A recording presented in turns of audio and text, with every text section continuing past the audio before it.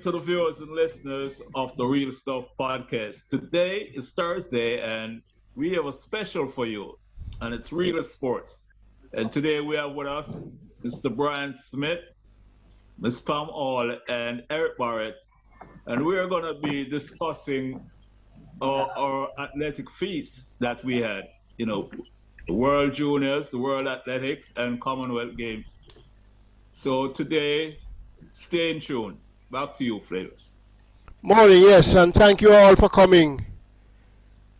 I want to ask everyone in a short thing, just give us a overall assessment, just a quick overview of the feast we have just had, and if we have ever had anything like this before. I yield to my superior, Eric. Okay, all right, no problem. Well, as you know, with respect to the under 20, we ended up with 16 medals, one more than the US, but we came second because of the quality of the medals. And we have never done so well at any champs before. With the Commonwealth Games, we tallied a total of 15 medals, 6 gold, 6 silver, and 3 bronze. And of course, you know, we came third on the Commonwealth in terms of athletics. So, as you had indicated, we did have a feast with a lot of notable performances. And I'm sure when we go deep into it, we will talk further. Okay. Pam, your time.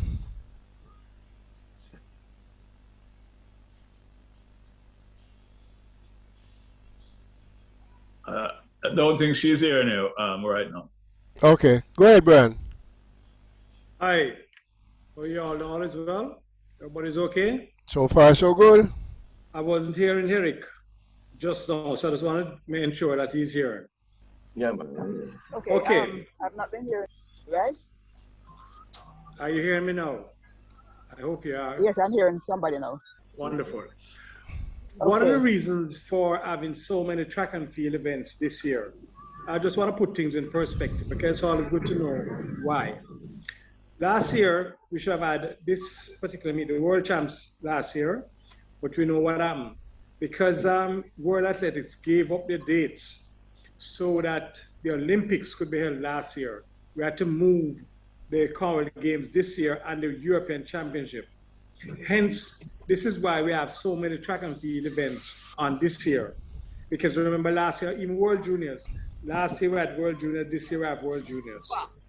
And that's because of the truncated season, okay? So there's an abundance of events this year because of the movements of what happened last year for the Olympics. Next year, we'll also be having the World Championship again in Budapest, Hungary. Really? Yes. And then that's 2023, and then 2024, the Olympics, 2025, World Champs in Japan again. So you see, it's a full calendar right up to 2025. But that is just to put it in perspective. We're talking about having so many meets in such a short space of time. For me, I think it is good for track and field because each year, at least it gives some of the athletes on the fringes to earn something from the World Champs. Because, you know, World Champs, they get, once you're in the final, you get paid, or you get a bonus paid, stipend, call it what you mean. You get something. So it's good for those athletes on the fringes who would normally not get into the Diamond League, that they will earn something. So that, from that regard, this is good. Erica heard you said we got X amount of medals. We have also included the netball and the judo medal, because most of the medals is really track and field. Only two came from other sports, which is the netball and the judo. Having said that, I believe this year, this particular time, between July and August, Jamaica, well, I'm speaking specifically now for track and field, we were on show, and I thought it was a very good, for me, the athletes, in some instances, they went overboard. They did PBs, and you can see in the medals table now, I'm speaking about track and field for the medals. The only sort of letdown was in the World Champs where we lost, I think, 1 or 2 medals because of injuries. And I'm specifically speaking now like the Parchment. I think Parchment would have easily medal. I think he would have won the gold based on what I saw. And then I think inexperience caused us to lose another medal with Broadbell, because I'm quite certain if he had that experience, he would have been in that final and he would have medal. You saw what Broadbell did just recently. He came back and he beat Holloway. Having said that, I believe the sports overall, I must really give a lot of kudos to the netball girls, because for the first time in their history, they are able to beat Australia first, then New Zealand. They lost to Australia in the final. And, you know, Flavius, one thing that I saw, when they beat Australia and they had to play them in the final, for me, I thought the round robin series, when they beat Australia, that was when they had their final. I knew it was going to be a hard task, because for them to get motivated again to play the final, I believe in our time at school, we'd have somebody like a George Thompson who said to us, look, we have not reached pinnacles yet. Let us refocus. I don't know if they had somebody like that there to guide them. And I think that's where they let them. Having said that, I'll turn it over to the panel. Yeah, Pam, your time, Pam. Okay. Yes. Are you hearing me? Yeah, hearing you, but yeah, your face is a bit low. We're not seeing your face at all. Okay, yeah, that's good. Okay. Yeah.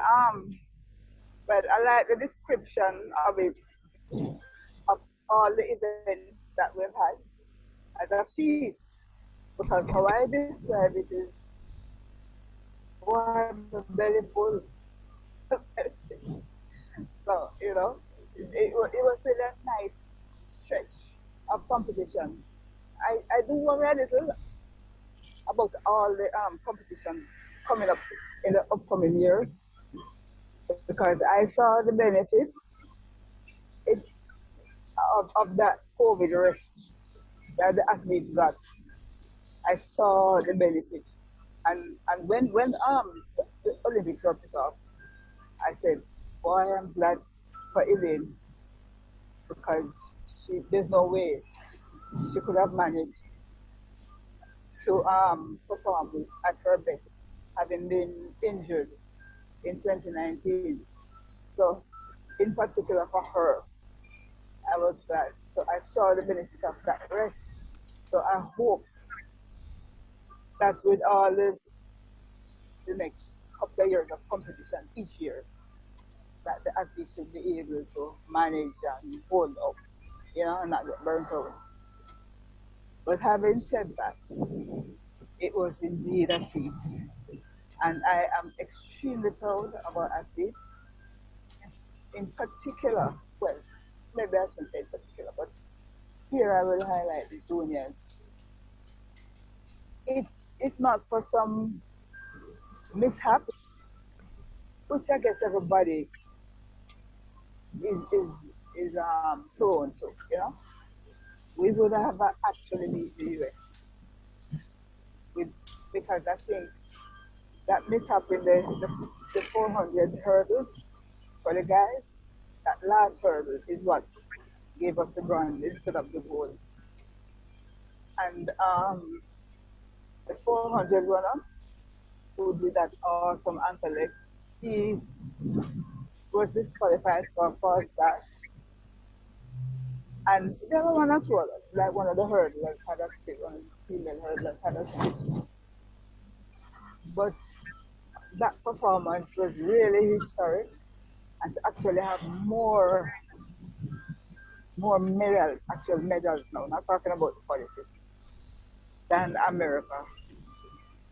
I think that's a feather in our cap, and that was awesome. The Commonwealth, with a somewhat depleted team, with the others going on to other activities or just getting their rest, still think we did very, very well. And of course, we did talk about the World Championships already. That was great too. So all in all, it was a piece of athletics in Jamaica. You know, they pick up their good, or I should say, disproportionate share of the food. Thank you, ma'am. Courtney? Yes, well, for me, it was really a feast indeed. I am still eating, knowing that we still have Diamond League going on. But, I just like to highlight a particular performance, and that's Love Jada and Ebert. You know, Oh, I really, I was excited, when I saw, what he did in that triple jump. And because knowing that we have not been like involved in this particular event for so many years, I think, maybe over about 2 decades, before we have won another medal in this event. So overall, especially with World Juniors, the performances were excellent, superb. There's so many adjectives we could use to describe what went on in the World Juniors. And to really, as Pam said, to accomplish more medals than the USA, it's just that the quality, make the difference. But, that is a great achievement. Yeah, but it was only one goal more than us, so it's not like, say, Yes. many goals, just one. So, and with World Championships, there's a little disappointment, with the 4x1 women. We had expected that it to have been a gold and to have been a world record also. So I know that's my disappointment right there. But overall, it was it was great. It was great for us, that we in Jamaica have the 3 fastest women over this, the sprint, the 100 meters, and still having the fastest woman over the 200 meters, are the 2 fastest women over the 200 meters for the World Championship. That was great too.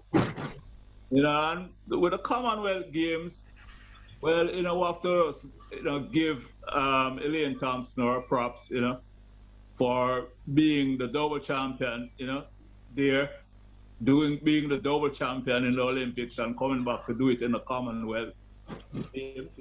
It's a great achievement. And overall, what I think, just to talk about the men a little bit too, in both the Commonwealth Games and the World Championships, I think we need to find out, what is happening with our male athletes. Maybe our analysts here can, give us some kind of perspective on that, in a little later on. But overall, I am really satisfied with the feast and, and still eating, as I said, from, the Diamond League still going on. So back to you, Flavors. Yes, before we go into specifics, like specific meet and the athletes and all that, the 3 events that we had 3 different management teams. How do we assess each management team? You could start off, Brian. Okay. Based on the J3 has a set of managers that have been tested and proven, and management team will also include the coaches. Right. So what would happen is that the best of the best would have gone to the world champs because that's the number one meet for this year in terms of seniors. And the Commonwealth team will have gotten a good management team, and then some of the coaches that went to world champs also went to Commonwealth games. So they had a good cadre of coaches there. You're talking about world champs, people like Maurice Wilson was a TD. You had Bert Cameron, you had people like Paul Francis, Gregory Little. You have a good cadre there. And at the Commonwealth games, I know the one of the TD was Paul Francis was there, and also Jerry Holness who is one of the senior coaches. So they were well suited. You had a good crop of coaches there. And the management team was, Bloody Watts was the experienced manager, and he had two other assistants with him. In Eugene, we had our second vice president, which was Lincoln Eatman, and he had our secretary, Marie Tavares, and she was his assistant. So in that regard, we would have a good management team. I have not touched the juniors as yet because I think that's separate. So in the two seniors, we did have competent people who have been tried and proven, and they went out. I don't think you have heard anything about any complaints from that regard. I don't know if you have, but I have not heard anything like that. So to me, it means that the management team were there and they did what they were supposed to do. So having said that, the World Juniors is a different matter. The same situation, most of the people who went to World Juniors last year in Kenya, they were back on the squad this year going to Cali, Colombia. So overall, I think in that regard, the J3 really put their best foot forward. We have not heard any complaint. I don't know if Eric, who is close to the thing, who have heard anything. So maybe he can give us his opinion now. No, in fact, I think all three teams did excellent. And I mean, apart from some, ideas, people with, we tend to have our own ideas, especially when it comes to relays, But Can we get a little more volume from you, Eric, please?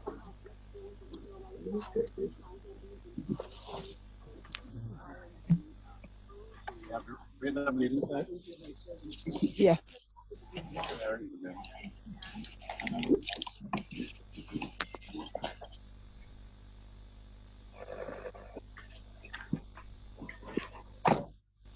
Can you hear me better now? Yeah, a little better, yeah. Okay. Well, as I said, in terms of coaches, we never really ever had any problem with coaches or management. They've all done a good job throughout the years. And, I encourage them to keep up the good work. Palm, you still there? Yes, I am here. Sometimes I hear nothing, and sometimes I do, but Okay. I'm hearing now. Okay. Yeah. Well, Davis, if I'm, sorry, Pam, can I just say something? I don't want to lose this point here. Eric just made a very important point there in terms of, he spoke about the relay, and I know everybody in Jamaica was speaking about the relay, and your co-host Flavia spoke about the relay also. The expectation of winning the gold, the expectation was getting the world record and then winning the gold. And, one of the things that I've heard in life, I remember Herb McKinley telling me the same thing, Bert Cameron saying the same thing. In 1952, Herb McKinley was so way ahead of everybody that he said, I'm not even thinking about the gold medal, I'm going for the world record. Well, we all know what happened. He ended up second. Bert Cameron, 4 years at college, 3 years, he beat everyone. And in the fourth year he was going, he said, look, I'm going for the world record. This was 83 before he went to, 84, before he went to the Olympics. His only aim was to break the world record. You know what happened? At NCs, he ended up second. Nobody that I know who have said that they're going for a world record has ever broken a world record. Usain Bolt said one thing. Usain Bolt said, look, I am going for the gold medal. That is what I want first. The time will come afterward. you know. And I want us to have a discussion on this related, you know, because I keep on hearing people talk about, oh, Elaine took off too early. What do you mean she took off too early? Does any one of us know what marker she got? What Kemba gave her? What was the distance? Did we know what marker Brianna Williams gave her in the Olympics? I remember on both occasions I heard the announcer say, oh, it seems as if Jamaica is in trouble, right or wrong. Right? What it tells me is that Elaine did what she was supposed to do. You cannot give a baton at the start of the box. If you do that, you are slowing down the baton, and that's a recipe for failing. France took 4 men who had never broken 10 seconds, yet celebrate the world record. The efficiency of the baton is what is important. Nobody speak about Elaine running up into Shelley's back to give her the baton. Nobody spoke about that. Nobody spoke about Prandini and Shelley going around to Sharika and to T.T. Terry, and yet still, when Shelley gave the baton to Sharika, T.T. Terry was almost 5-6 meters in front. What I'm right there. These are things we need to look at, gentlemen, and stop putting the blame at the beginning. If all the passes were like Kemba and Elaine pass, we'd have the world record and we'd have the gold medal. Well, Let's go back to Palm first now, because this is a big topic. That is my pet peeve. Yeah, well, I've just gotten back home, so I don't settle in yet. Okay, you reached back home. Good. Yeah. I love to say, I like saying that if we could get the kind of practice in that the juniors have, because the junior females, they do textbook. Now we're talking about the management team now. Yeah, well, yeah, but that has something to do with it. Okay. How we manage that kind of thing to get. Of course, it's a bigger issue than just the management at the event, you know. But I think the management at the event seems to have been pretty good, and at all of the events, I haven't heard anything, and nobody got lost like.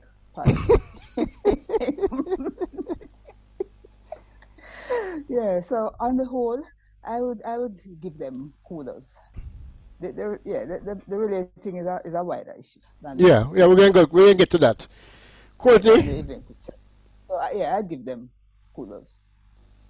Yes, like with the management, I'd say it was really satisfactory because I haven't heard any issues, and I listened to our experts, Brian and Eric, and they are in closer to the know-hows and all of that, and I listened to their explanation and the people who were involved. So as far as I am satisfied with what I saw, took place, and surely, I accept the reports that Brian and Eric, spoke about. So, that was really well done. Kudos to them, great job. Okay, my view is that I'm concurred with everyone that the management was really, really good. But I'm looking from the outside, as a serious fan of the sport, I think the World Juniors were way above the others. Way above the others. It showed on the track. It showed with everything they do. You could see a big difference. To me, I think they did an extremely, extremely excellent job. I don't know who would agree with me. But, you probably can't see that big because all the management was actually very good.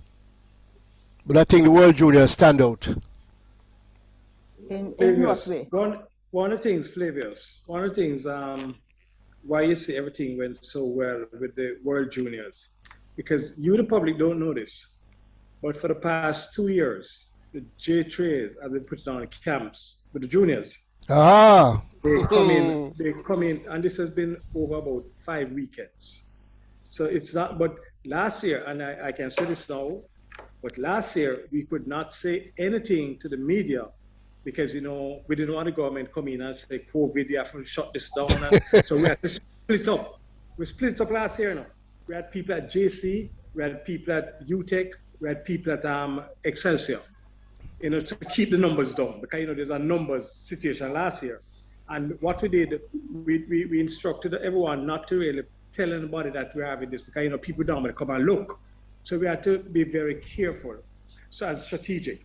Last year, we could have won, well, the US was not there last year. We could have got more medals. But remember what happened? We had quite a few. If you remember, you saw a couple of events. The lanes were empty.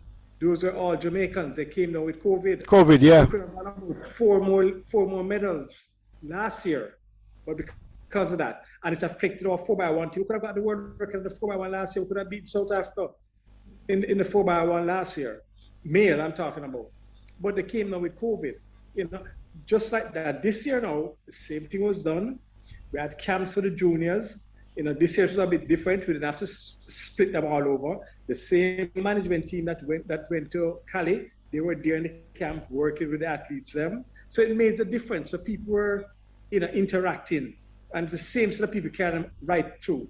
I remember when Teddy McCook was the president, Teddy always said to us, what he wants is that whoever manages the junior team stays with that set of junior right through to senior. So it's familiar faces all the time. And I think this is a city where I say our president, Mr. Gale, is doing a similar thing. And kudos to him, because I must tell you, there's a lot of challenges. We know there's a lot of restriction in terms of funding, but this is not in the media that everybody talk about.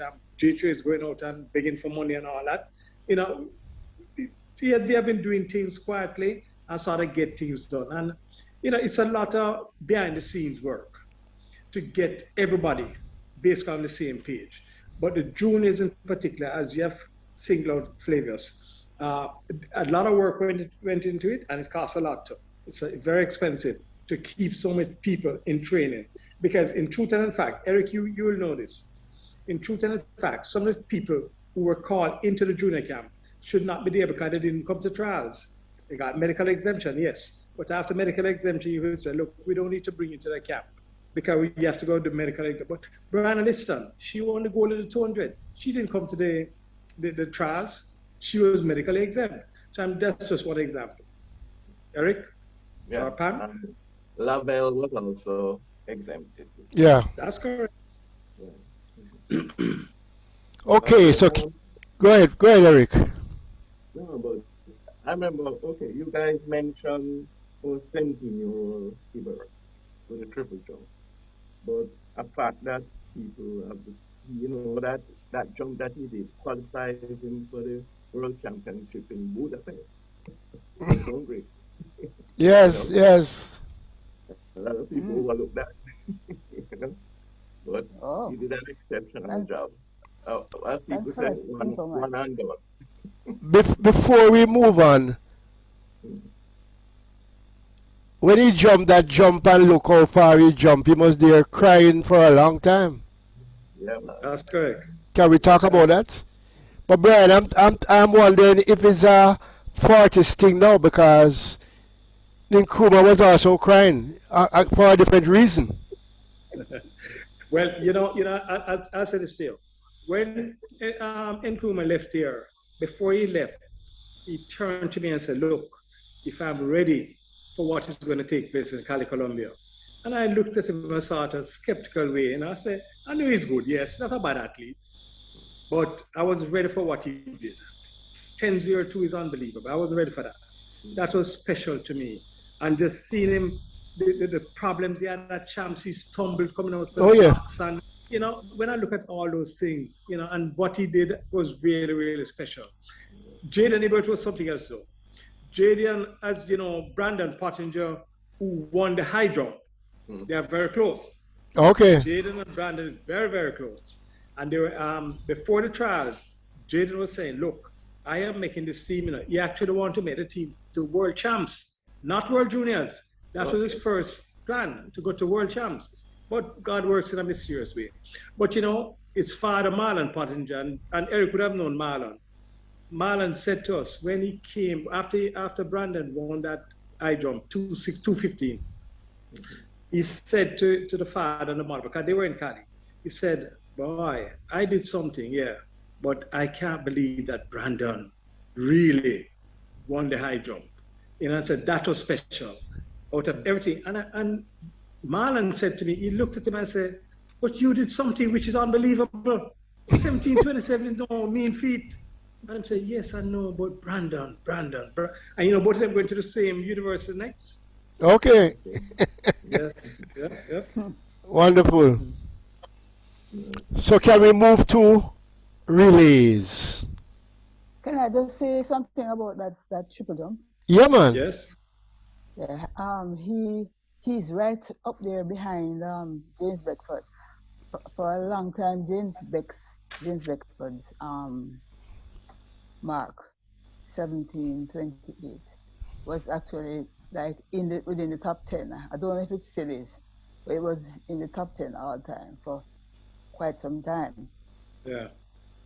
So for a junior to do this, and I mean not junior, senior, you know, and for this junior to do that was really, really amazing. But I was listening to an interview with Jaden, and he said, while in the air, he saw that he had passed the 17 meter, you know. So he was trying to describe how he felt. He hadn't actually, of course, he hadn't landed yet, but he saw it while airbound. So that was really interesting. That's why I'm ball so much. Said, another thing he said in the interview was that he used to be very, very rude. He wouldn't listen to the coach. He would be doing things like building sandcastles in the pit. Other people working. So he really used to give a lot of trouble. So it was a really interesting interview. I'll send it to you, Flavius. Yes. Okay. And you can send it to everyone else. Really, yeah. And he expresses himself very, very clearly, and seems to have a pretty good understanding of everything surrounding his sport, the type of training he needs to do, and everything, you know. And of course, he has a new attitude now differently from the sandcastles thingy, you know. Yep, So, yep. Look forward to a lot from him. Remember, Palmer, before he had jumped over 17 already, but it was windy did early this season. Yeah, and I think he did over 17 last year too. Can't recall. But just listening to you a while ago, Pam, what you said about him in the air looking and he realized he had gone over 17 meters, that is something similar to what I remember Bob Beeman said that to me. He said in Mexico, when he jumped 29 feet, he said he didn't realize how far he had gone.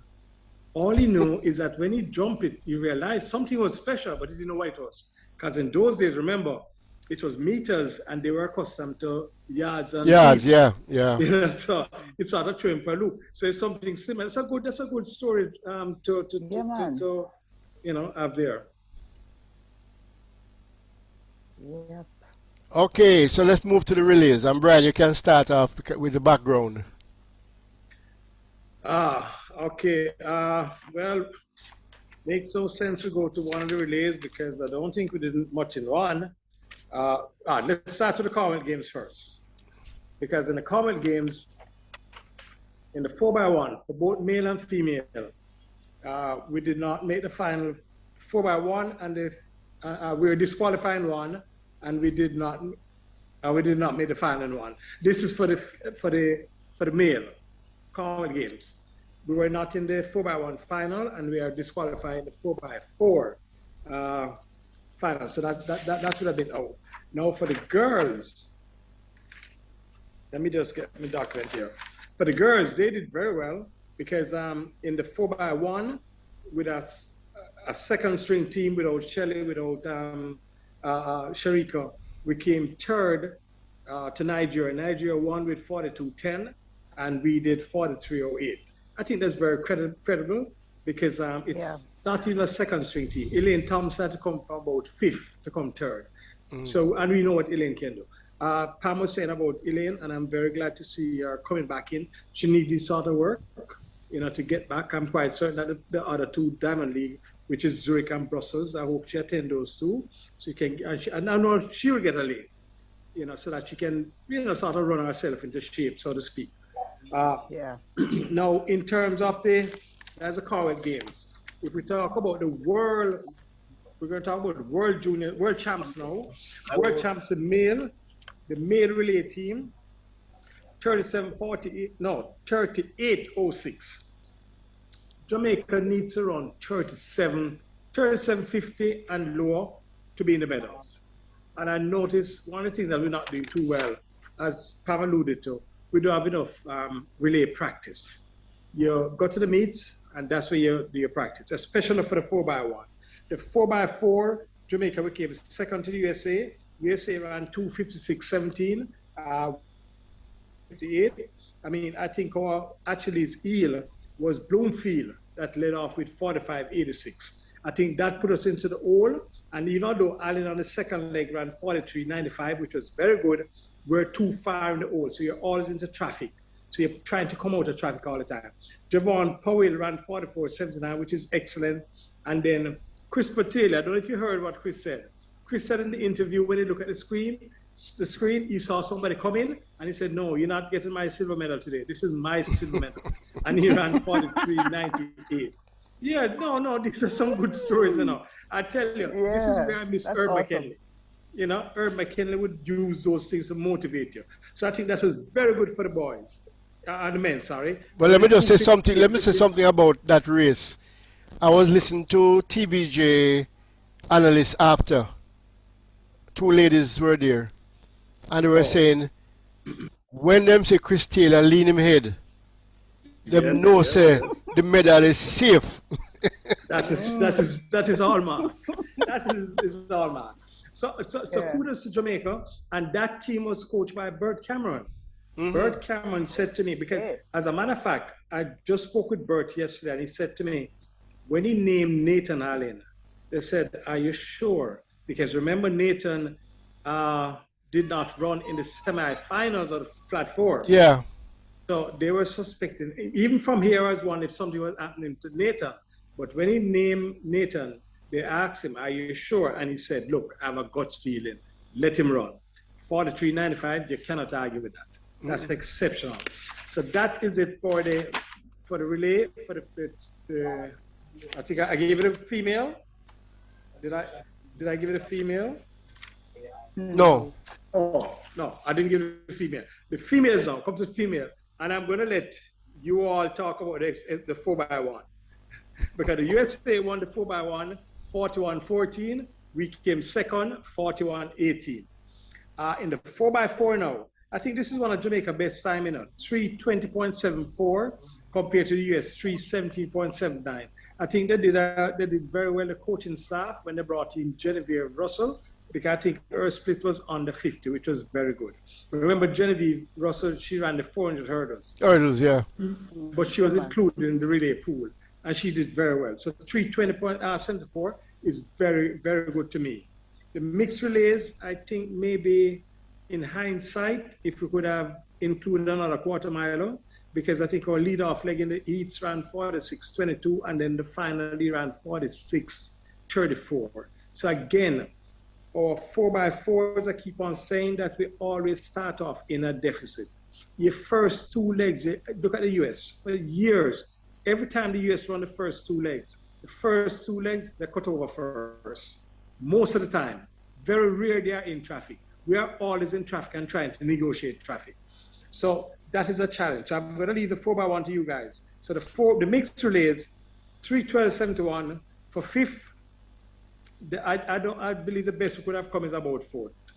Because I remember America was before. So that is what I see with the mixed relays. So you, the panel, can speak about the 4x1 because I know that's a pet peeve for even Courtney. No, but let me just say about the mixed relays. I just get the impression that we have not taken it serious. I keep getting that experience. I mean that that is something that, because if you listen to Maurice Wilson and Bert Cameron after the race, and it's like they were saying they couldn't get anybody to run. Everybody they ask have an excuse, and you can run anybody you want in there. That's correct. Because once you're in the relay pool, they should be able to draw on you to run it. Anybody, yeah. Dominican Republic, they use Paulino. Yeah. Is one of the best quarter mile, so I guess it's something we need to discuss. We need to have a discussion on it. Because I remember Javon Francis saying that he came there only to run the 4x4. Yeah, He ended up not running. Yeah. Ended up not running. So I agree with you, Flavius. That could be a challenge, but we need to look at that and speak to have a policy, a set policy on that to say, look, once you're in the relay pool, then you'll be able to run any relay. Yeah. I agree. Because I was just about to ask who's in charge, No, that's what I was asking too. But they apparently, the way they spoke, it's like they had no say in the matter, no power. Remember now. We have had a policy. The first 6 runs will be in the relay pool. Yeah. On the 4x4 or the 4x1. The first 6. We have to include that now we go down now to 8. So I think that the additional 400 people who are selected, automatically they feel that they're only there for the mixed relays. And that, I think we have to change that mindset. Yeah. So that's been the policy. Yeah. Remember, in the beginning, before we start having trials, people just come and the coaches make a decision. They put on their people on the team and their people run, even if they have better athletes. When Makuk came in, Makuk said, look, nobody changed my team. I put my team there, don't change it. And then now we have a little flexibility in terms of coaches, they can change people. But again, we need to look at that pool from the 6th to the 8th position. That will let them know that those 2 individuals are not only there to run mixed relays. If you have other people there waiting, they can also run the mixed relays. So you guys are right. You're right. Okay. An observation I also look at with regard to the 4x4 changes. Not hearing this so well. Stand up. Yes. Stand up. You're very low, Eric. You're very low. Okay. What I'm just saying is that an observation with the exchanges for the 4x4 is that our athletes tend to stand up. They don't grab and run, You are so right. So what you find is other teams just pit them on the inside, which is something that we have to take note of and have corrected quickly. I'm in total agreement with you, especially with the Americans. We will going into the zone with the Americans, and by the time we exchange, the Americans are 3-4 meters ahead of us. That's correct. I agree with you, Eric. Mm-hmm. Yeah. But I agree. I always see us not being where I think we should be. From when we approach the changeover, we always seem to have a bit of a lag. Look at champs. Not aggressive enough. At champs, the same thing. So I guess that we need to start, the mindset needs to start changing from the high schools. Because if you look at champs, there's very few schools will be using that acceleration zone. They don't use it. They sample at the button. You're correct. Yeah. And what does that do? That stops the baton. Yeah. Keep on telling people the most important thing in a relay is not how fast you are, The most important thing is not to slow down the button. How fast the button is, yes. Yes. If you keep the button moving at all times, trust me, you'll be right there. Yeah, so Brian, a quick question though, because it's like when US have their nationals, that right afterwards they have to go to relay camp. More than that. The US has relay camp right through the year now, Right. But which we should do, which we should do. Wait. Let me just clarify this. That was because of Usain Bolt. when Jamaica was beating them from 2008 to 2017, they had plenty relay camps. So don't feel that we are not doing a similar thing now. We now need to start going relay camp because we don't have a Usain Bolt, but we have some good kids coming now. And I'm quite certain if we get relay camps with them, what would happen is that we could end up running like 37, 5, 6, 7. Once we get in the 37 range, you know, just like Japan, just like Brazil, every year they are in the final. What are they doing? They don't have an exceptional person that is in the finals. You know, so we need to start doing that because we are behind the 8 ball right now as you speak. I think we need to plan about at least 6 relay camps for the year. And you bring in as many people as you know as is possible. No matter you don't business, you're not getting business about who can make it, who can this, who can that. That's not important. Yeah. Yeah. I agree. And we need to have a relay. We need to have a relay policy. Cause Brian, you remember when we were at school? Yeah. The KC relay formula was perfect. Basically. Patrick Robinson. Yeah, Patrick perfect. Robinson. Yeah, I agree. And we need Jamaica needs something like that. Yeah, we need that. One of the things that we have lost so, is the Michael Clark.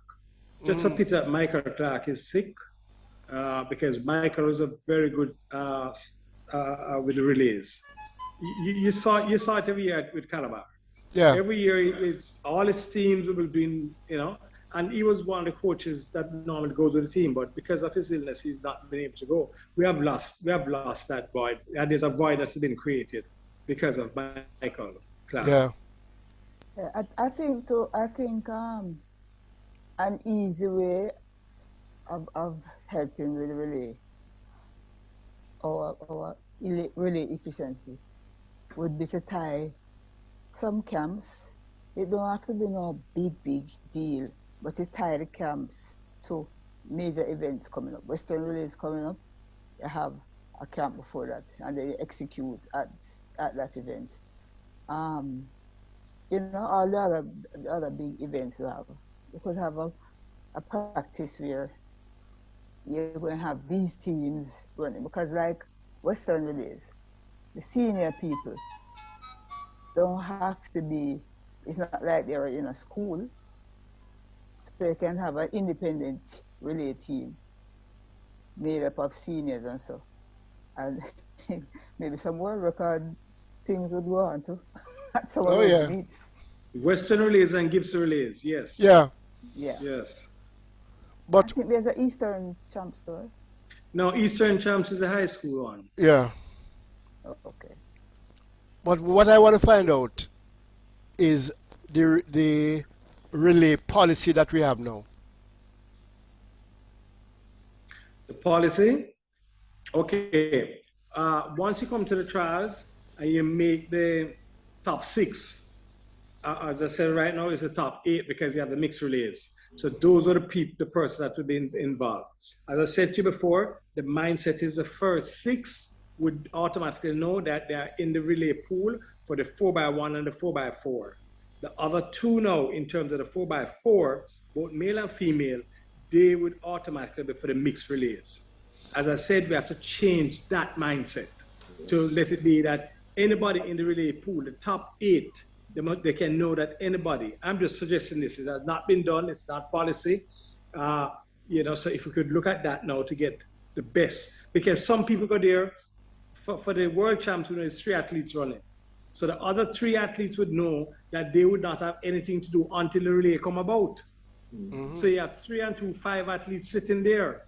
So the best 2 out of those should be selected, my views, to make the mixed relays side, because the mixed relays is the first 2 days. Yeah. You get that out of the way, you're good. That's just my take. But is there? Yeah, go ahead. No, the policy as it is right now is that the first 6 automatically knows that they are down to run the 4x4. Okay, so that is what is happening now. Okay, is there a policy that says the first 4 people must be on the final team? No, there's a policy. No. No, because Because I have, for I have, I argument's have, sake, I have heard that, you know. In fact, I've heard that many times but we on see many hurdlers running. discussions. No, Yeah, no, but we see correct. hurdlers in the And, That's race. correct. What if he gets hurt? It's actually up to the coach. but Yes, the that's coach them correct. don't seem to have that sort of autonomy.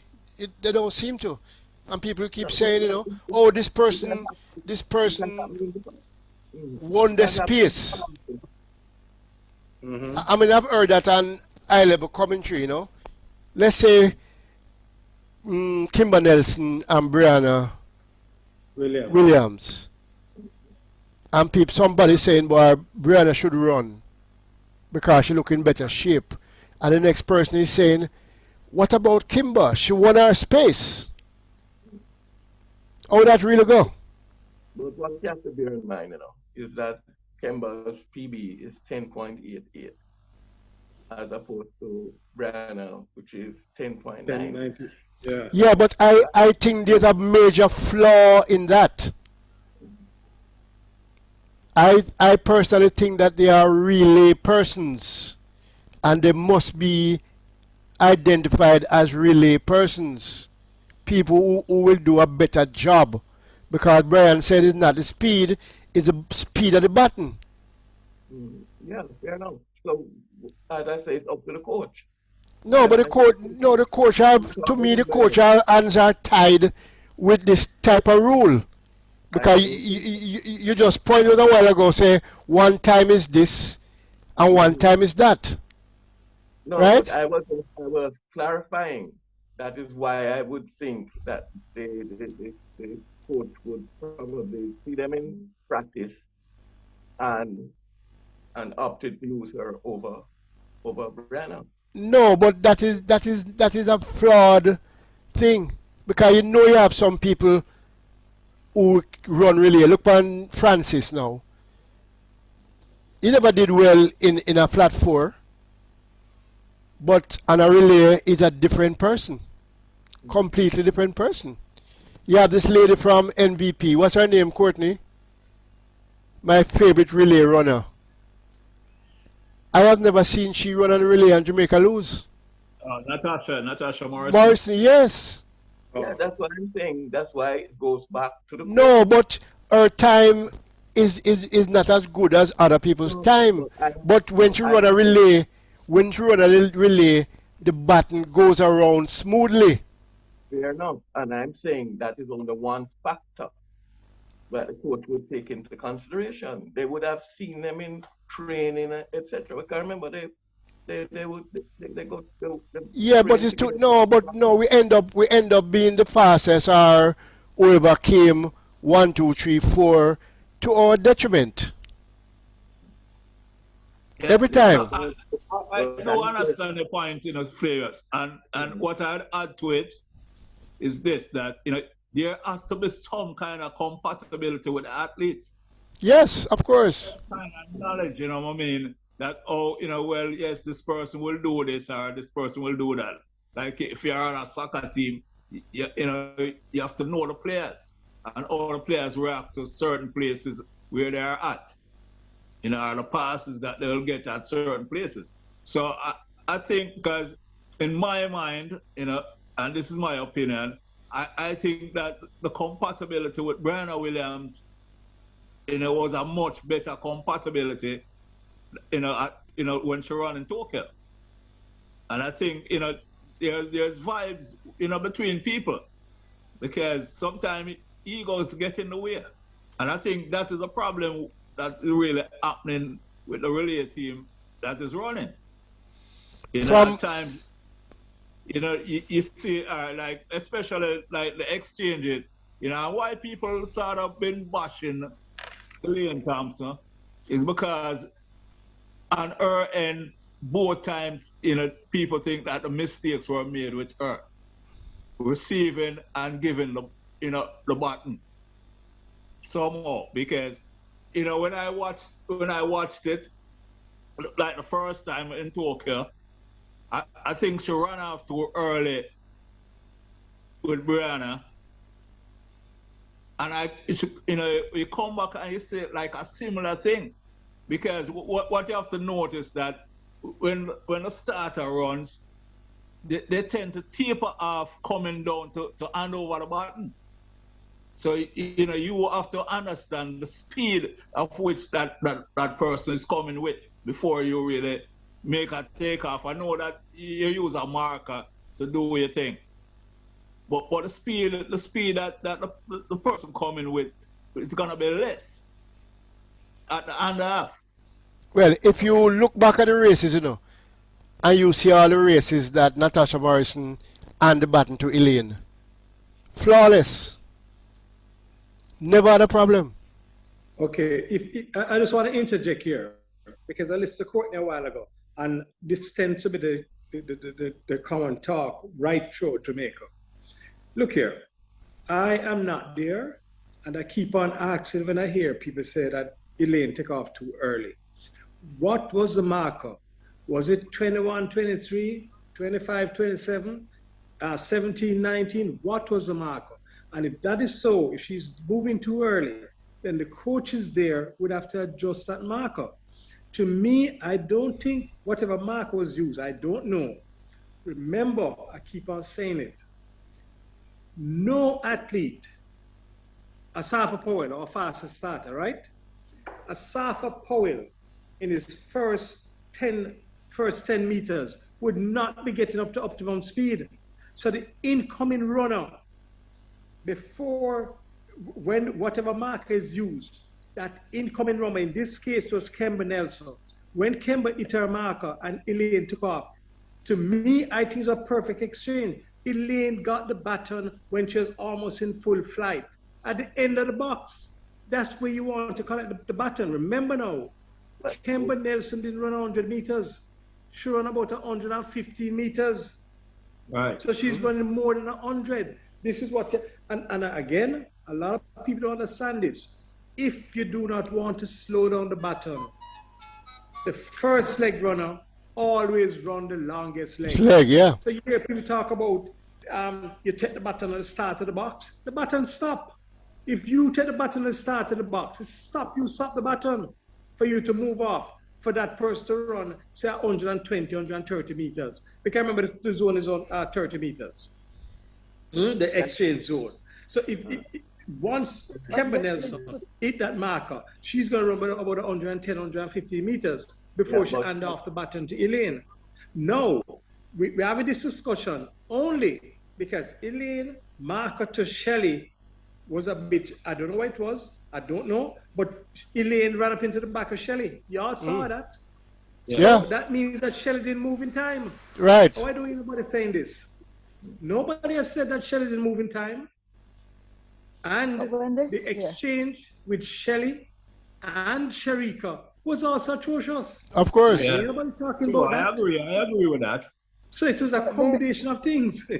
Yeah, but then in looking at the statistics, when they talk about the baton passes, they actually said that the pass between Kemba and Elaine was the fastest pass. It was, yeah. Mm-hmm. Yeah. There you go. But I don't hear much of that, do you know? Nobody has said much of that. Everybody's just blaming and say, you heard people, even Otto Bolden come out. Elaine always move early. He has programmed Brian Williams to expect that. I'm saying, Otto Bolden, you can be saying that? What do you mean to move early? Last year in Tokyo, it was the best exchange. So much it confused the announcer when he said, oh, look like Jamaica run out of the box. Box, yeah. He didn't even know what was going on. That's a perfect exchange.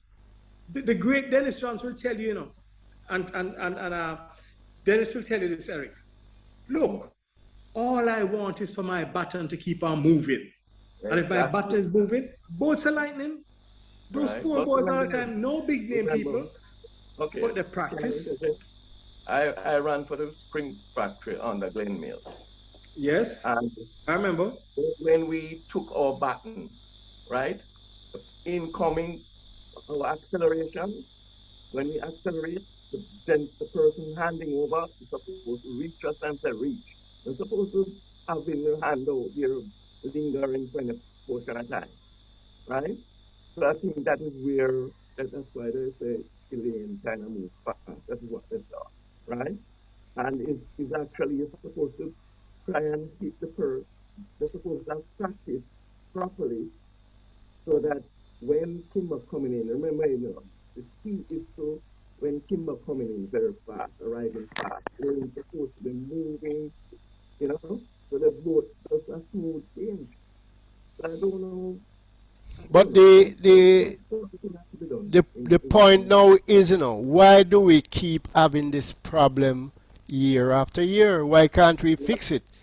Because I'm looking from 2008, Jamaica should be winning the women 4x4 and the world record. In 2008, 4x1, 4x1. In 2008, when we had 1-2-2, and we had an excellent Miss Veronica Campbell Brown, and Sharon Simpson was flying, and she was giving the baton at, what's her name again? Karen. Yeah, Karen's hip, and Karen Ann was way up above her head. Yeah, that's what I'm saying. And we still haven't fixed that. We haven't fixed that all. Still, we haven't fixed that. That's what I'm saying. I remember Glenn Mills was a national coach at that time. But right? how can we? No, but how can we? Okay, how can we? Hold on. Another. Hold on, Eric, 1 minute. How can we not fix that? And you look on the under 20, and they are flawless. Yeah, but that's because they have camps there. The under 20 have camps. I rest my case. I rest my case. But the thing is, I've always boasted that Jamaica always had a better baton change than the US, which was a fact. We used to. Yes, we used to. Right. Okay, because what happens is that from we run at champs and whatever, if you look at champs, there's hardly any bad baton changes, Even the primary and prep school. Yes. So why now when we're in the senior league, having all these everything problems? going, yeah, that's my point. That's my point. So we have to fix that. We have to fix that before the next event. We can't keep on like that. Because even the 4x1 in the Commonwealth, there was a myriad of button problems, in that race. Why at the senior level we're having all these problems? Yeah. We never used to have them. We never used to have them, Yeah, we need to take it serious. So we need to take it serious. Okay, folks, we can move on to other things in the feast. Okay. Well, I think when we were talking about the relays, I think women got a silver in the 4x4 behind Canada. Yeah. Right? What? Yes, in card games. Yeah. Yeah. Right. Okay. With regard to our junior world record now, and I can't. Well, we did get the world record for the girls under 20. I can't recall the time that we did in Jamaica. What was the 54. difference? It was 54. 54 as opposed to 59. No, 54 versus 55. No, I thought what 58. That said, because I think that said it was like like a 100 of a second. Yeah. So How much are you in Cali?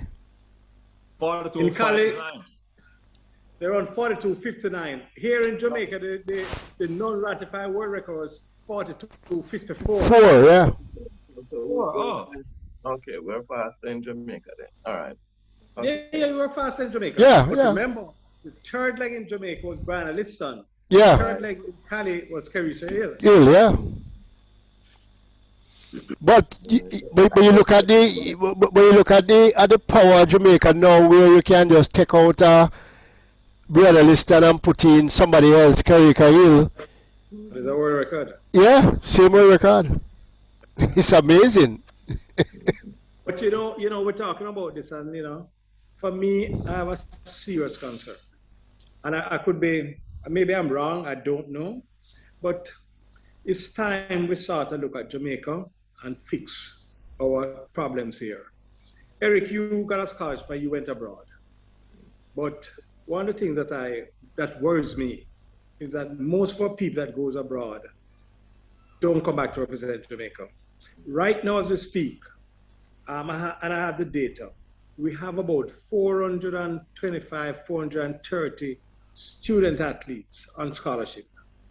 At our trials the other day, not even 3% came back and represent us. It's a serious situation. Another thing that we have, just think of one person. This boy from Morris from KC that won 45.03, about 3 years ago that won the 400. Where is he today? He's nowhere around. I don't So one of the things that we need to look at, and maybe this is why we need to start doing Philadelphia's. We need to hold some discussion on how we're going to get these people to stay here. Because, and not only to stay to our club, I'm speaking about going to a tertiary level institution, getting a degree, and still continue running. That's what I'm talking about. But it started, so what killed it? I mean, I have seen that UTech has closed down the program. I don't know. But we need to look at all of the tertiary level institutions that are here. And I think that is where we need to put a system in place so we know that. And not only for track and field, for all sports. Yeah. It's going to take a bit of money.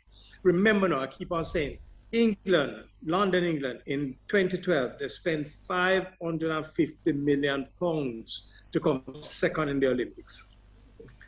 We are going to say we don't have that amount of money, but we have money to do other things. Yeah. I'm saying simple things, Look at what STF did.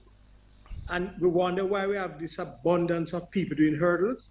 STF got some money and they bought hurdles and they put 20 hurdles in quite a few of the schools in the country. This is where we have so much people hurdling, coming out of the woodwork. So simple things we could do. We got the track meets, 100, 200, 400 hurdles. And first time we're done. No, well, it's different. We're having people in field events, which is good. Shot put, discus, triple jump, long jump, which is good. But I still believe we can do much better. I agree this is why I completely. Discussion on that, where we can look at. It's going to take some funding. How can we get the funding to put these things in place? Because our system here in Jamaica is high school system, school-based system. And if we continue to have all these kids coming out of the schools, we need to have them going up into the tertiary institutions so that we can have a broader base to choose from. So that is where I want to see the conversation goes. Yeah, I agree with you, Brian. We should have some kind of continuity, in the field and thing. But back to a point that Flavius made many years ago, and it's still relevant to me today, is that you can't have a minister of sports having so many different ministries to deal with, because look at it. Jamaica can set up a sports tourism thing, sports tourism can be a big thing in Jamaica. Look how many different people. It should be. It should be. Different places coming into Jamaica to train. So, definitely you have a minister, if you go in other countries or other Caribbean countries, the Minister of Sports is just a Minister of Sports. And you want to be having someone concentrating on that, because Jamaica is excelling at everything. Rugby, ice hockey. You have ice at Jamaica, you have Jamaicans that play ice hockey and win big time competitions. Look at things like rugby. I was surprised when I reading that Jamaica play world rugby. Yeah, but Courtney, when I was doing sports tourism, bringing domino teams from UK to Jamaica, all the tourist board ever gave me was blessing, I give him a blessing. Hope everything all right. That's it. Well, that's it. Our governments don't play to our strengths. Remember, for instance, when no. wanted to take control of the Trelawney Stadium, yes. Trelawney Stadium. I turned them down. It was a no-go. And what them doing with it? Nothing. Nothing. Totally agree with you, Courtney. Totally agree with you. One of the things that we are doing is that we have countries coming here. People ask about why is India doing so good? Did you know that India is coming here? We have sent coaches to India. Yes, yes, yes. Okay. Yes. So these are some of the things we're doing. Look at the Caribbean. Sadie Williams won the Commonwealth Games 400. She trained right here in Jamaica. Yeah. And there are quite a few people who went to World Juniors that come to schools here in Jamaica and train. Mm-hmm. Okay. But you know where we fall down? We do not publicize all these things to say how much people are here, because that is the numbers that the tourist board understanding. I know. We Yes. look, Yes. Yes. people are here, and they bring in this amount of money to Jamaica, but we don't have any documentation on that. So this is something maybe we're at fault in that regard.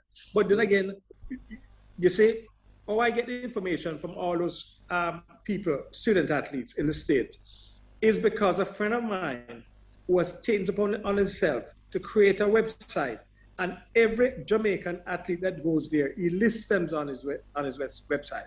So this is why I can just go to that website and pick up all the numbers and count how much people are there. Just like this other guy in I think one of the small BVI, he's a statistician and he's very meticulous. What he does, he would look at Eric Barrett, and he would say that name is from, comes from this region. And he would reach out to me and say, look, check and see if this name Barrett is not a Jamaican. You understand me? So we have those linkage, but we don't have anybody here. We have lost a Bobby Frey, we have lost a Jimmy Carnegie, we have lost a Jimmy Richards, we have lost a Richard Ashnine. We don't have nobody. Hubert Lawrence has started something, but we need more than just one Hubert. You understand me? So we can document these things and that we have it at our fingertips. This is where we need to go. So we need to find somebody who can do something like that. Yeah.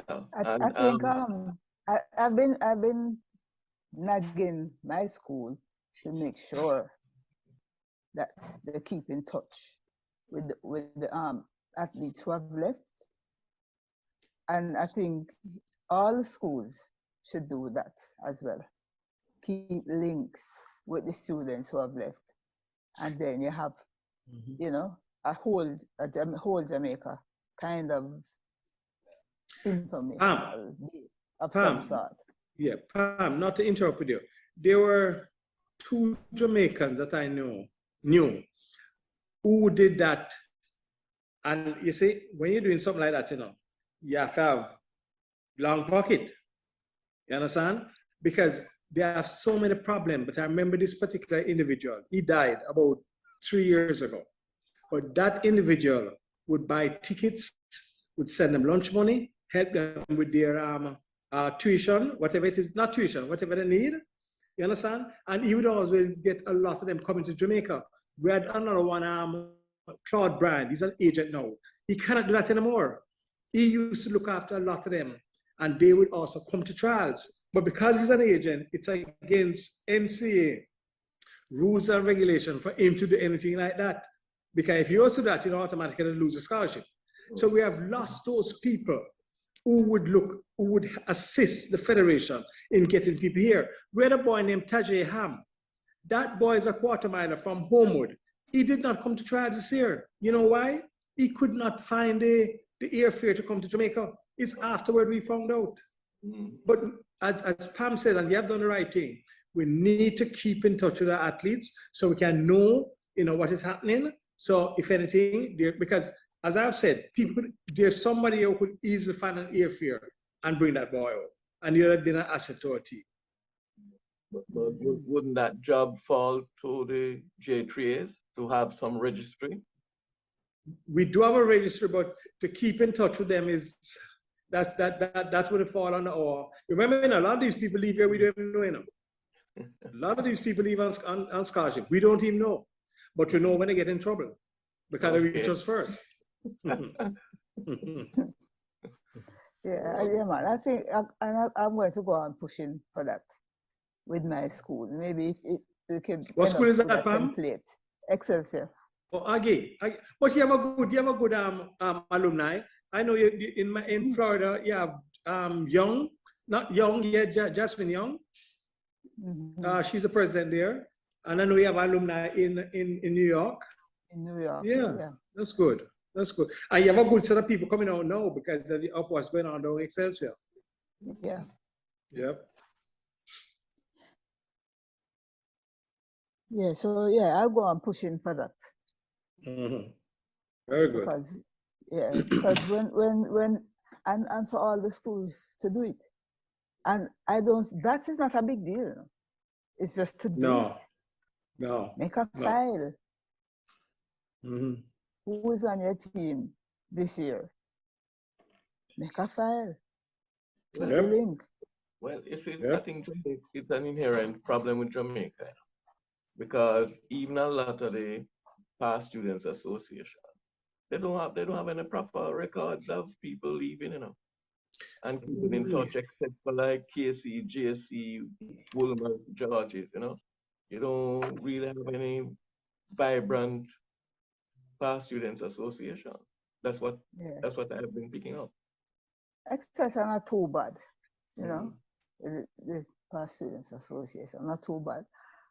I see No, but what's the working on their past students too. Okay, what about recruitment? Because I notice it's usually the older guys are the older heads yes. running the organization. Yes, I've been talking about that too. I hear that there's a youngin working with Dash that is, really learning the whole thing. So that is that's promising. But yeah, we need the younger ones. And I think the best way to do that is to have students who have that kind of mindset, the kind of administrative mind, to start recruiting them from that time. Several of them, not just one, Yeah. I also think that the clubs, I mean, we seem to be having an increase in some pretty decent clubs, Maybe you can have alliances with clubs and tertiary institutions. If not tertiary, then the high schools, because the schools generally tend to have some amount of facilities. They could work together, and maybe we end up having better facilities too, with that kind of. The only problem with it is that, as with UTech, some people really resent. Yes. Resent success, sporting success, as against, and they pit it against academic success. Yeah. And they resent. I want to ask a question and then answer it myself. Wait a minute, moderator. Wait a minute, Pam. Could you just repeat that? I didn't get it. I didn't hear Pardon? you. I didn't. Oh. Could you just repeat what you just said a while ago? Yes, so one of the things that might mitigate against the athletics, what do you call it now, union with the sporting, is that some people who are, how can you put it now, who are academically inclined, resent. Who are in power. Yes, they resent the success of the athletes, and they're like, oh, you just go out there and run 10 seconds and make this money. Same attitude they have towards musicians too. You just go up there and sing for 15 minutes or whatever, and you make money. And they don't know the struggle. Because it's two sides of the same coin, really. I'll expand more on that another time, because it's something I plan to write about. But it's this. But Flavius, yeah, we had that experience at KC. The sports people are always single out. Oh yes. But Always. The only thing is that we had a very good headmaster. Yes. Yep. I have a question, and I will answer it, and then we can go from there. Why should Jamaica have a singular sports ministry with its own minister? And the simple answer to that is that sports is now big business. But we seem to keep forgetting that people are now having sports career in Jamaica. you know, and we're leaving that out of the whole picture of whatever we do, you know. And then on the other side, what Pam is saying about, you know, people don't feel too good because them feel the athlete just wake up one morning and run. They're not looking at all the training and all even the academic work that they have to do to reach there. Yeah. Mm-hmm. But that will be a good start if we have a government that will say a sports minister must be a sports minister. Because both sides of the coin believe in this hybrid thing. Pack up as many things as you want on sports. So sports don't have the time, you know? Ridiculous. Mm-hmm. Ridiculous. Yeah, it's because they don't understand, as I say, how big it is.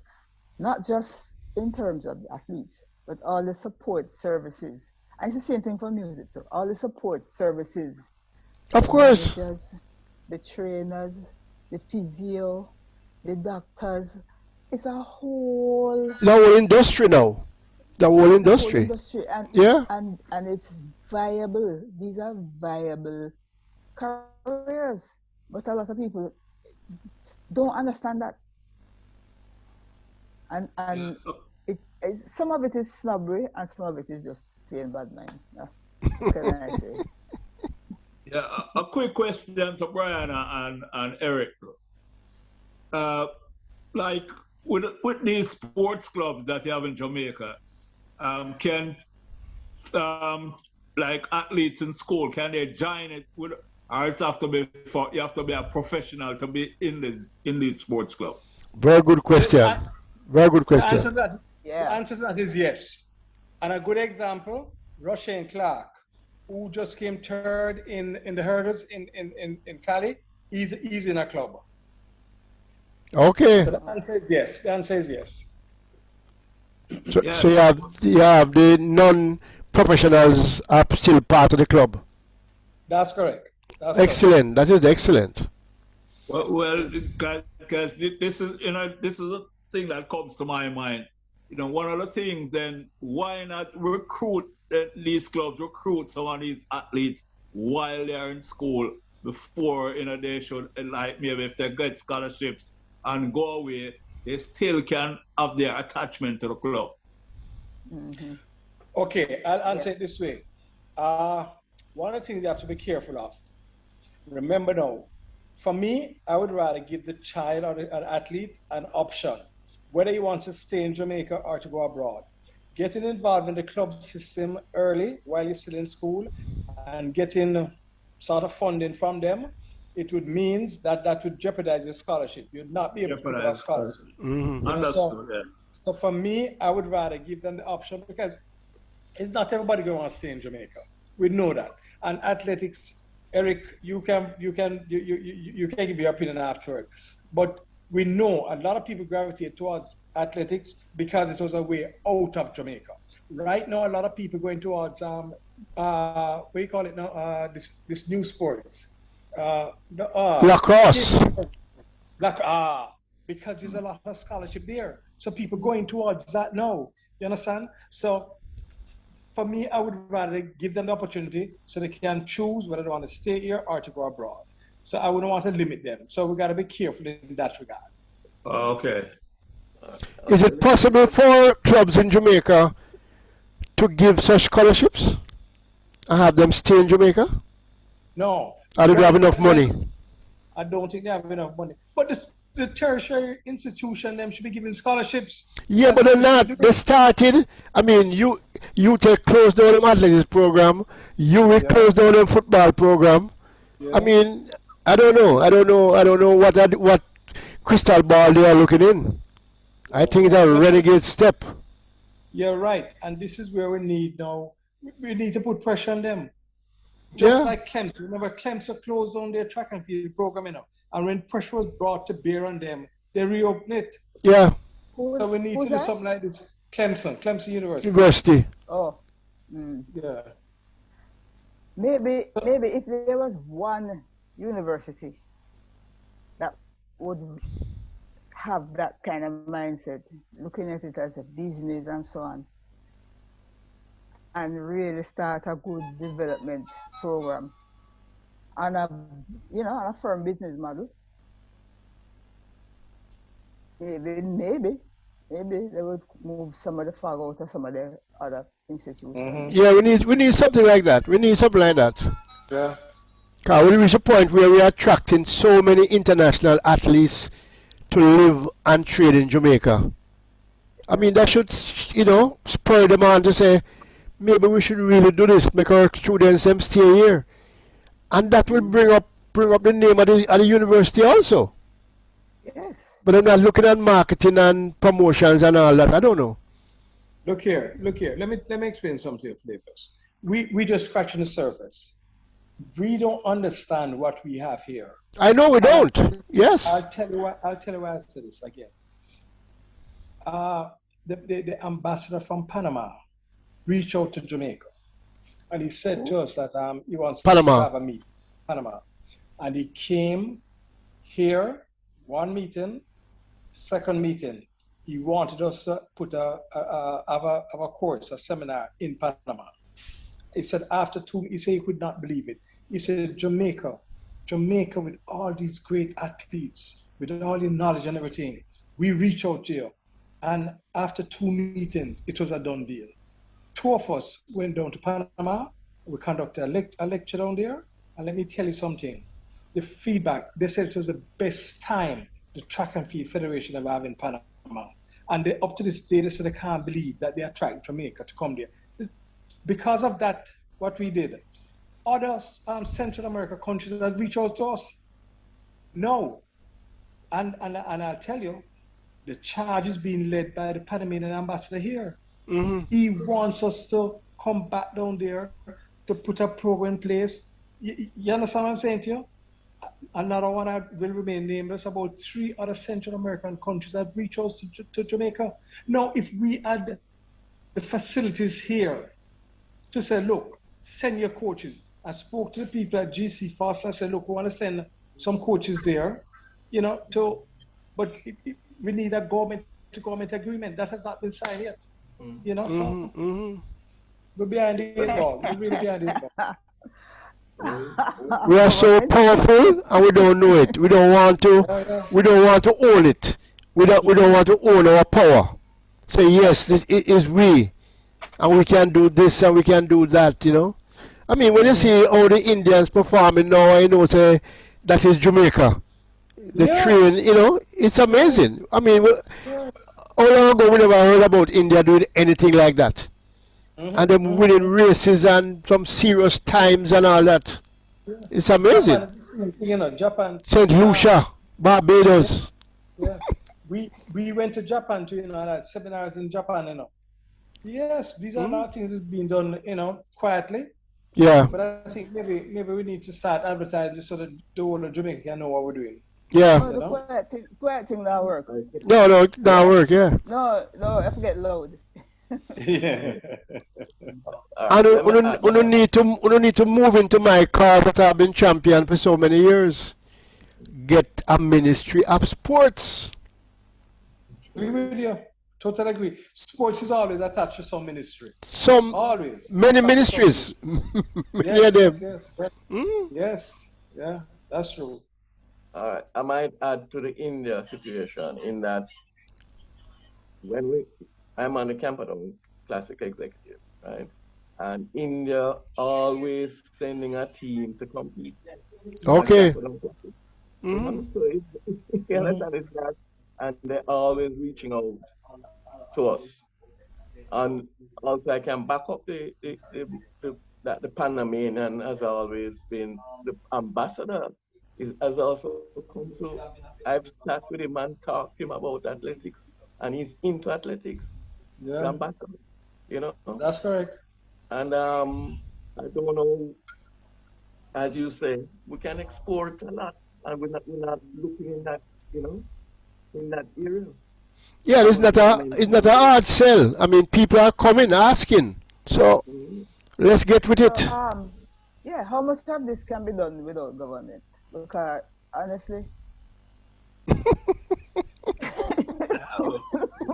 Well, we can also Justin Gatlin come down here and spend some time training too. Yeah. Yeah. Well, Courtney, I was the one who brought him here. Oh, On that one man. occasion. Yeah. So, So I mean, so when you do that, is it under government or J3A or what? No. I did that because I'm on meet, Douglas Forest Invitational Meet, but with the full support of the J3As. With the full support of the J3As, yes. And the J3A, is it under the government or do they have some? No, you remember all sporting bodies are separate and apart. Mark you. Yeah. We get funding, all sporting bodies get funding from STF, which is government. Yeah. You know? So we have to remember, you know, that goes back to when was it now? About the 80s? No, 90s. When the lottery company wanted to have a lottery in Jamaica, remember? Yeah. And Michael Manley didn't want to take the proceeds into the consolidation fund. So Right. they said, okay, that will go for tax. They would form STF and then have STF distributed to sports. But remember, in 2002, that was changed, and instead of STF getting all the money, get 100%, they brought in Chase. Yeah, Chase, was yeah. culture, health, art, sports, and education. And guess what? Education and health is already in the budget. That was like double whammy. And right now, if you go to Chase and ask and tell them say you have some sickness, they tell you it's only 2 sicknesses they give money for. So what is the use of Chase? And then all that money now go to Chase, and only the 100% go to Chase. I think it's 60%. Don't hold me to it. 60% goes back to sports, and the other 40 go to the other entities. I'm saying that's a waste of time. That don't make sense. Give the 100% to sports. Of course. Well, Yep. the matter of the administration, but just a little. Since we're talking about when you mention sports, I don't know if you guys were aware that back in the 70s, Herb McKinley and Al Phillips had formed track clubs. Yep, I remember. I ran for Herb McKinley, Olympia. Yeah. Right? Olympia, I remember, yeah. Yeah, but Yes. in those days, no money. No, this is all amateur. You couldn't get the money. No. All amateur stuff. Yep. No money at all, you know.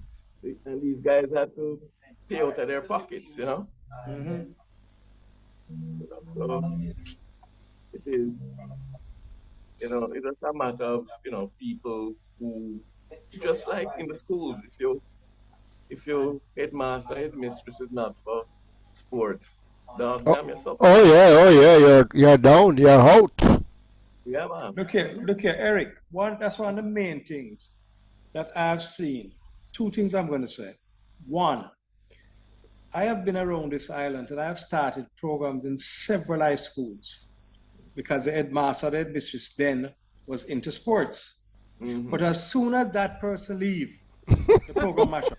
I never forget Anchovy High School.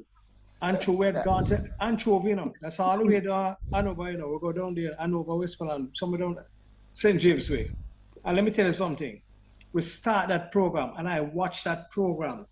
The first year when they came to champs, they had something like about 3 athletes. And then they went up to about 20, and then 40, and then 60. They were, because it was male, female. Right. And the team was building. And then the headmaster leave, everything mash up. Albert Town, out of Albert Town came Omar Brown, and they had a vibrant program going. And then as soon as that headmaster, I don't remember his name, but it was a short gentleman. As soon as he leaves, program mash up. Ocho High School with Jeff Brown. Mm-hmm. So you see, you go around Bog Walk, you go around the island, being out of Titchfield, you go around there starting these programs, working with them, and then all of a sudden they mash up the program. You know, so it is sad sometimes. And the next thing, I have no problem if you take a 1 boy from a school, recruit a 1 boy or 2 boy. But we don't want to go into a school and take out all them stars. So I have a problem with that. Because what it does is to kill that school. And then everybody's just concentrating in one area. So I have a serious problem with that. And people are going to tell me that, look, they don't have nobody there that can coach them to the ability of other schools. Foolish is that. How did you see that boy or girl? Because of what the coaching that school was doing. You understand? We need to allow them to develop and encourage them so that more kids can see them, so that more kids can get an opportunity. You know? So I don't know, maybe I'm looking at it in a biased way, but You see, I am 100% with you. I am 100% with you. Thank you. okay, I could see your point if there was a level playing field. But when you can go to a KC where you have the best coaches, you have the best facilities, people will want to gravitate, go there, you know. And if you notice, you know, JC, KC, they're recruiting on that basis. yes, I agree with you, Barrett. I'm not saying I don't agree with Eric. But the point is, KC, JC, Calabar is not going to a school and select someone that can run. Exactly. How did that person get to that level? True. There must be somebody there working with them. Okay. You understand me? All right, let me just point out that here. I'll draw myself into the case, in my case. When I went to St. George's College, class 2 champion. Can't hear. Yeah, you're low. You're very low. Very low, Eric. You're very low. Okay, what I'm saying is that when I went to St. George College before I went to, Yeah. and I won the 100 in class 1 2 1 3, right? And when it was like I was alone. I was in class 2, I was the fastest boy, and when I went to Camp alone, there was a team. You understand? Because there was a structure. A lot of these schools have no structure. So what you find is that you don't have any, you know, you just go to a level and you don't go further. You know? Yeah, but that is changing now, though. That is changing with a lot of coaches that are around. Yeah. But Eric, remember I said, Mhm. Eric, remember I said, I don't have a problem with a one man moving to wherever. But when they're taking away all the boys from our girls from the school, I have a challenge with that. Yeah. But the thing is, but another thing is that these schools should have proper facilities to develop these athletes, you know. But also, when they take so many athletes at some of these schools, some very good athletes who could probably have performed for another school don't even get a chance. That too. Yes, that too. Yeah. That's correct, Pam. So there should perhaps be a limit on the number or something. Yeah. Not saying 1 or 2, but maybe a limit on how many people. Yeah. There's a limit. There's a limit. Ladies and gentlemen, we have had a long morning. I would love for us to meet back here probably, in September time or so, where we can carry further some of the arguments that we have today. Today was more about the feast that we just had, but more things in the world development of sports in Jamaica, track and field, what we should be doing, so we can discuss that. So I thank you all for being here, and I'm going to ask that each of you just give up a quick summary or just a quick thing on the series that we have had. This is just a closing of about 3 or 4 of these sessions that we have had, and then we have to get out of here. So let's start with Eric. Okay, well, I would be remiss. I'm not. We're not hearing Eric. Okay. I said I'd be remiss if I didn't mention some of the outstanding athletes at all of these meets. Kerika Hill and Alexis James, they did very well in the 100 meters hurdles, 1 and 2. Of course, yeah, then Tina Clayton and and Serena Cole, 1-2 also in the 100 meters. And we mentioned Broadbelt, who is seems to be somebody that we can depend on, you know.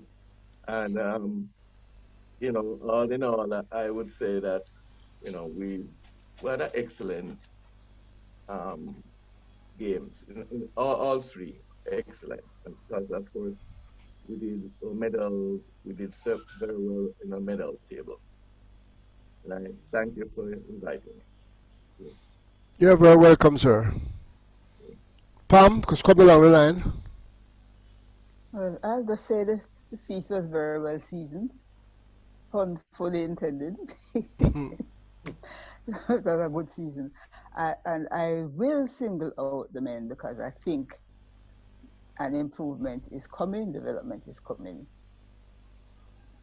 Fairly, a fairly wide based as well, going from the performance of the youth and seeing the sprinting developing. For the 400 men at our championships, it was looking really bad. It looked really, really bad. And to see them come and get a silver in the four hurdles, it does my heart good. And I hope that that set of guys can remain fit, remain well, and fulfill some more of their potential. Because we have had some good 400 developments in recent years. We had a drought for a little while when Donkey Man, everything, he was like a literal donkey for Jamaica.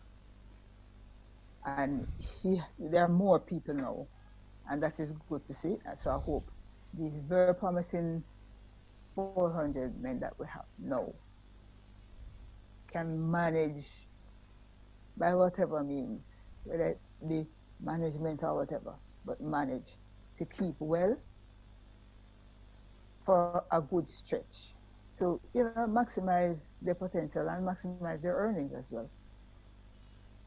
well as of course help with the rebirth, so to speak, of male track and field.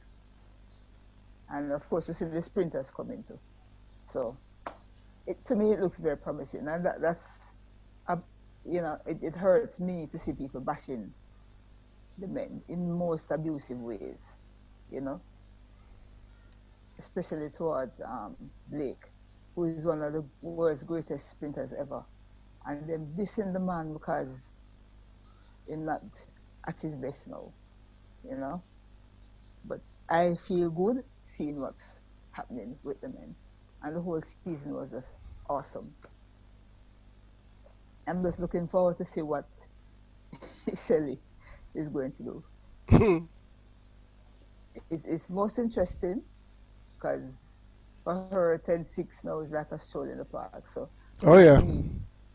if how far below that she can go, because still even though she's very consistent, she still has not run faster than last year. But she have a nice base there now. She can spring, and who knows what can happen, So that looks very interesting. Sharika is looking very interesting. Her 100-meter times, she is getting faster. That's different from Shelley so far. Her 100-meter times are going down, which makes it look very interesting for the 200 with her. Elaine regaining fitness, you can see her 200 times going down. So it should be really interesting the next couple of years with those three ladies, as well as the younger ones coming up. And the man, them are calm. Them definitely are calm. So for me, the outlook is good. Thank you, ma'am. Brian, close us off. Yes. Okay. One of the things that I look at is everything is a cycle.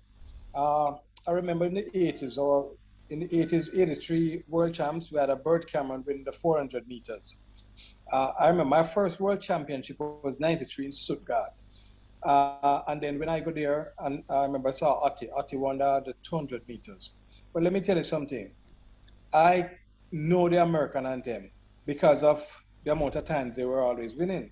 So, and in those days, we never used to hear our anthem play more than so. It was very minimal.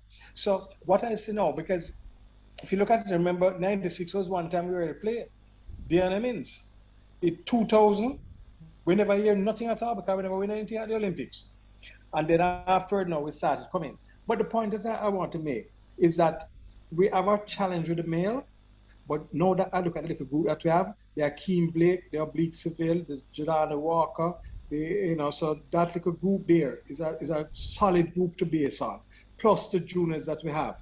Because we have like we have a newbie, we have a Level, we have a Buwaji, we have a Daly, DeAndre Daly, so we have a nice group. But my challenge is just to keep that group together, to get them, working together with the seniors to complement the seniors. And then we'd have a good set of males. Back with the 400, we have Prince, who made the final of the 400, came 8th because he got hurt, but I'm quite certain he would have run about 45, 50 within that region. Our little boy, Delano Kennedy, who just come back from World Junior, that's a 45, 46 man. So we have the people are there, but to me, I think it's just the guidance. I'm specifically speaking of the male because Pam did a very good job on the female. So I'm speaking about the male. We have a Navaski Anderson in the 800 meters, and there's about 3 or 4 other boys in the 800 meters coming now. So it's just for us to keep on encouraging them. And it's going to take money. It's not about not having money. I've reached out to a particular individual, and she has said, look, she can sponsor one person. So it's for me now to find that person in ask to sponsor. And it's not difficult. I don't want us to go on that thing, but go out and beg people money. I don't think that's the way to go. I think we need to go to sponsors and say, look, just recently, I said the netball girls, they have reached out, Rhea Nevy has reached out to them, and I was so surprised when I saw that. Really? I didn't know that. Yeah, they give them about 45 million. Rhea Nevy and Nice. the cigarette company is a no-no. Yeah. Because they have stopped them. But now I'm saying, since they have opened up the can of worms, I think we need to start approach Rhea Nevy and approach cigarette company and say, look, what can you do for me? Yeah. So this would bring in money into the coffers. So having said that, our athletes that I'm looking at, the male in particular, they are breaking new grounds, and we just need to encourage them and push them in the right direction. I know they have some connection with them, but I think we need to also start to make the push to let them know that, look, you might be in a situation here, but there are other options for you. And have a conversation with the coaches, because the coaches are also setting up. The coaches are setting their mind in their way of thinking also. And also, they have to benefit also. It can't be a take the athletes from the high school coaches and they don't benefit. It can't be that way. It has to be a win-win situation for all. So we get all hands on deck pulling in one direction. I thank you, sir. Thank you. Thank you very much. And I just want to say a very, very special congratulations to Netball Jamaica, Sunshine Girls. I think they have done extremely well, and they seem to be moving in the right direction. And they seem very happy, of what they achieved. And I think it only can get better. Totally agree, sir. So when we go ahead. I must put up that old video that I did for them. I did a video for them. Yes. Yeah. Excellent. Yeah. You haven't put it up yet? Not seriously, really. Okay. So I'm going to find it, and I'm going to put it on the social media. So yeah, man. Put it up quickly. Be a good time. Yeah, very good time. I love it. I tell you, I love it. And it was well done, well executed. It's an appropriate time for it now, yeah. To give them a little push, a little more push, Mm-hmm. Yeah, man. So we'll be in touch as soon as we get some scheduling going. And thank you again. And this has been a You're welcome. marathon session. Yes. So very until then, enjoyable one. yeah man, lovely. I loved it. Yes, brethrens and brethrens. Yes, yes, Together yes, again. yes. So we Yeah. talk. Yeah man. Thank you. All right, you all take care now. All the Yeah best. man. All the best. Okay. Okay. Bye. You lead a song full of. You belong far away away. Ajugwala lebo buseru. Lead a mua, lead a song full of. Lead a mua, lead a song full of. Well, unfortunately, this is it. Till next time. Bless.